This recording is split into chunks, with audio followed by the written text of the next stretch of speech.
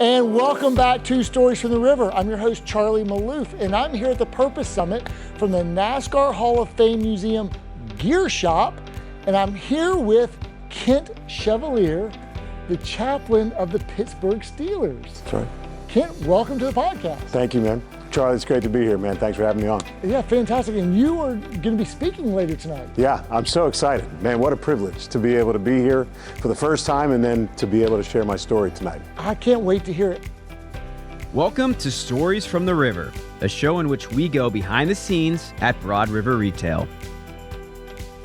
I want to know all about your backstory a little bit first, but I got to tell you, I think you're probably the most active NFL chaplain on LinkedIn that I've ever met. That's true. Or maybe you just don't know the other guys. Yeah. No, I know them all. I know them all, Kent. No, I'm just kidding.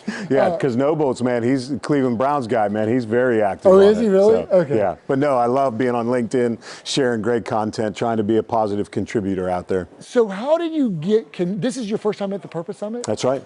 How did you get connected with Davin So Good Salvagno and the Purpose Summit? Oh man, so 10 years as a youth pastor. Okay. So 4 of those years I left Pittsburgh to go to the Detroit area. Okay. I was youth pastor at the church where Davin attends. Okay. And so he and I, man, this is 20 years ago that we were connected. And then with my new role, now I have the opportunity to travel back every year to preach at Rock Point.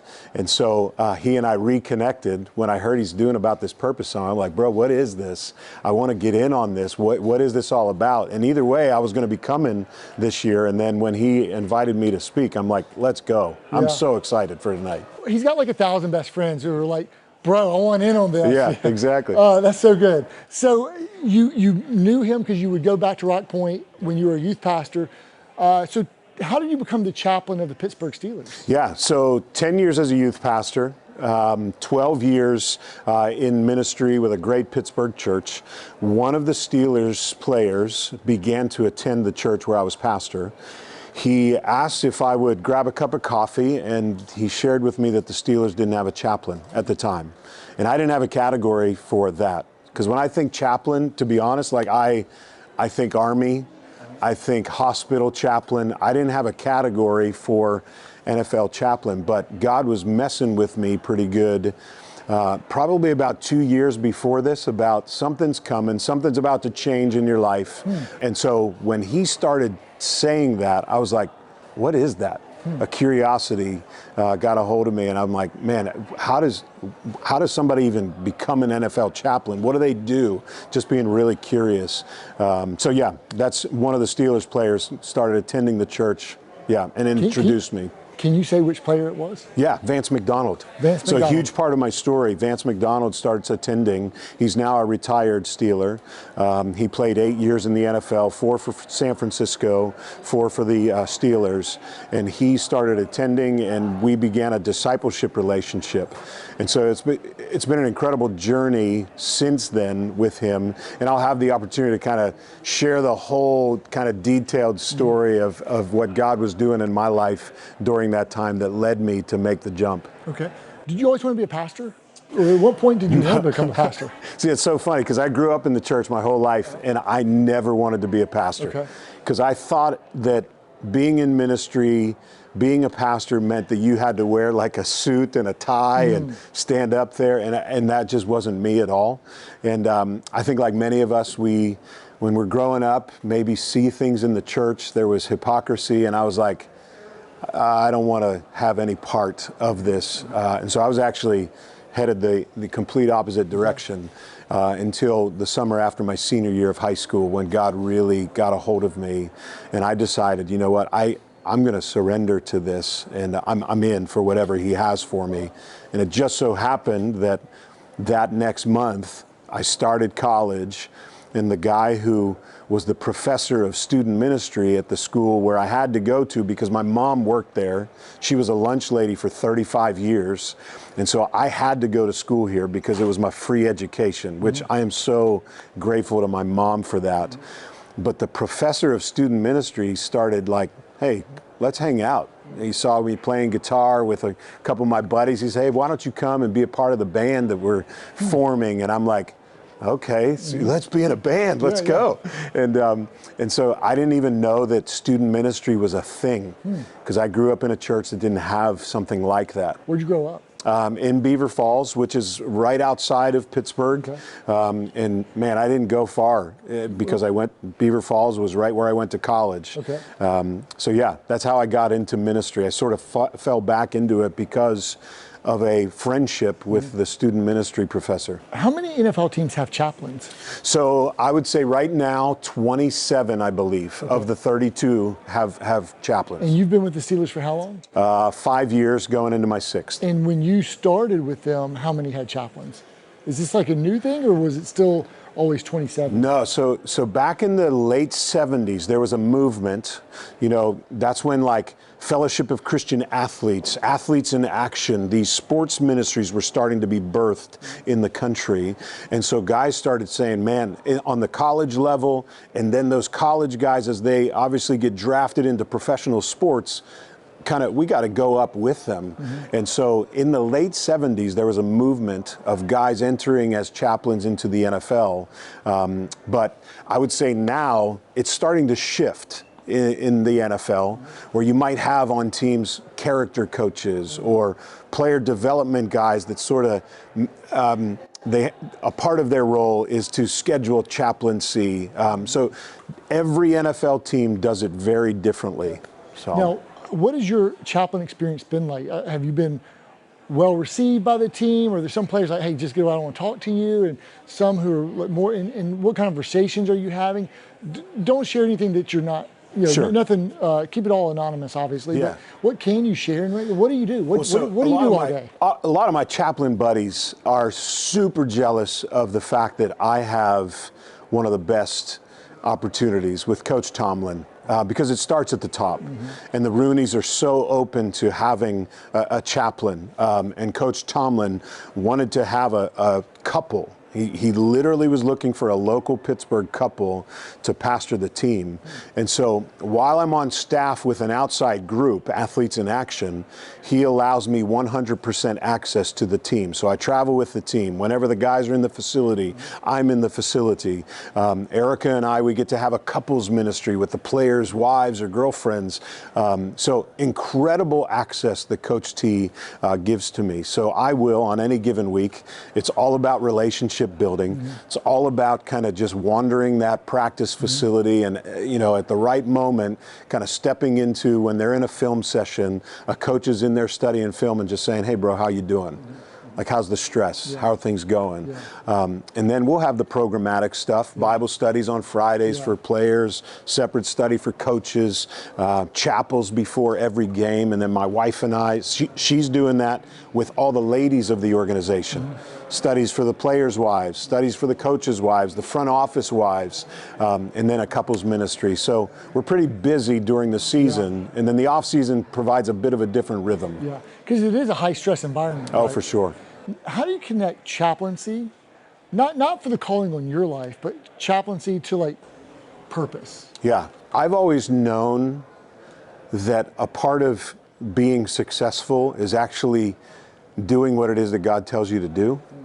So this assignment from God to be a chaplain in the NFL, it hasn't really changed my purpose, because I simply want to come alongside people and point to God and say, bro, you need to not ignore the spiritual side of your life. We have the mental, there are mental coaches in the NFL. There are obviously everything about their bodies. They've got people working on their bodies all the time. But if they neglect that spiritual side, which I love that the concept of the total athlete, and so we come with that spiritual side, and Coach Tomlin invites me to be a part of that. So I imagine they have like their financial coaches, their business coaches, their health coaches, their diet coaches, their wellness recovery coaches, and you're the spiritual coach. That's right. The NFL is brilliant at providing all of these different services, and this is one that Coach T has allowed to come alongside of all of those things. Because I like to say that, with those guys, if they choose to ignore that spiritual side, it's going to impact their play on the field. Yeah. So. Can you share a cool transformation story? Yeah, absolutely. So getting into this, there are a lot of, the reason that my role exists is because these guys cannot get to a church service. So Sundays, they play on Sundays. They play on Sundays, but then they're working so much. 6 a.m. till 7 p.m. They're every day. Even their off days, they're still in the facility and they're working like crazy during the season. So it's hard for these guys to get to church. And so I will every year meet a young man and maybe his wife or girlfriend who, because they're D1 athletes, man, it's like ever since high school, they've never had the opportunity because they've been working out on Sundays. They've been, the priority is the game. The priority is like, let's practice. So when they come and they actually participate in some of the services that we'll provide, they'll say, man, I remember when, and they'll point back to like elementary school when the last time that they were a part of anything that was spiritual, anything that mentioned God. And so I'll never forget a young man who basically was scared to come into chapel because he didn't feel like if I come in there, lightning is going to strike kind of thing because of his past. And so spending 3 years with him, having the opportunity on the sidelines to kind of speak into his life when he's just at work and we're just talking and chopping it up, and it eventually leads to those spiritual conversations. He eventually started coming into the chapel settings and into those Bible study settings, and his now fiance, brand new fiance, as of just a couple weeks ago, he made a commitment to follow Jesus. And he hadn't done that since a long time when he was growing up in Sunday school with his grandma taking him to Sunday school. Now he wants to be baptized, so we're getting ready to do that. Yeah. And then they just asked me to do their wedding. So like, that changed the trajectory of their entire marriage and their future and future generations because he was finally got the courage to get up and come in and be a part of those conversations. Come as you are, not when you're ready. That's right. Yeah. God doesn't call the qualified, he qualifies the call. Yeah, right? I love that. I love how you're putting your life into action. What's your favorite part of your job? I'll just say it this way, like as a pastor for 22 years, a lot of people, when they come into a church, you get a version of them. It's like polished, it's all happy and smiley, and I'll just say it's kind of fake. It's not who you really are. When being a chaplain and being around people in their best and in their worst and everything in between, people can't hide as much, especially when they're in their practice field with what it is that I'm doing. And so what I love to be able to do is just hopefully be able to represent God in a way that if I can accept them where they are in the bad, in the middle, and they're in their best moment, and they realize like, okay, this isn't a performance thing. If I can be the non-performance guy in their life and say, I love you regardless, man, and I'm here to serve you regardless of how you perform out on that field, that begins to speak something of the character of God, the father heart of God for that person. Something about grace and all of that. That's exactly right. Okay, last question for you. I think, what's been your experience here at the Purpose Summit, or for someone who would come for the first time maybe next year, what can they expect to experience? Yeah, so this has been a really wild, because I'm a church guy, I'm a ministry guy. So, when you go to those types of conferences, man, you're hearing all these incredible stories of how God's doing what he's doing. So when I had this picture of the Purpose Summit, I even told Davin, like, how in the world, so like this is a business thing, man. Like you're talking business. I'm not in that lane. So it is a picture of like a marriage between business as ministry. As Brandon said last night, like, don't just allow your business to be about business. And there's a greater purpose to your business, and you've got to discover that and be a part of that. I've just had a blast watching that marriage come together, because as I meet with different business guys as a pastor, as I work in the business of the NFL, the business is winning. The business is the confetti, and we'll do anything to get there. And the fact that a Coach Tomlin would allow me to be in there as a chaplain, to walk alongside, it's a marriage for me of business and ministry. I just didn't know that this existed. So the Purpose Summit is so important, man. What you're doing and what it is that you're building, this is incredible for people to realize. Business is ministry. You cannot separate what God has called you to, so that what you're doing for a paycheck can actually have extreme purpose to it, and you better not just do it for a paycheck. Yeah. So that's good. Anyway, maybe we'll get Coach T to come out next year for the Purpose Summit. Heck, wouldn't that be fun? That'd be great. Right. Hey, thanks so much for being on the podcast. I'm super excited to see you speak later tonight.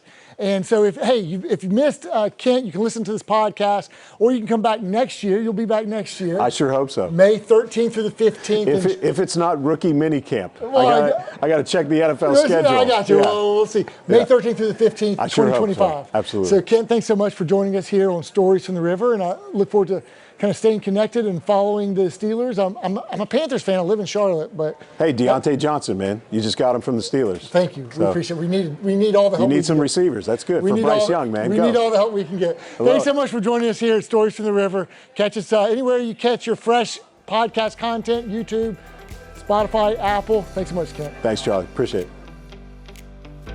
Thanks for listening to Stories from the River. To check out more episodes, visit storiesfromtheriver.com. Join us again next week, and remember to like, rate, and subscribe to the podcast.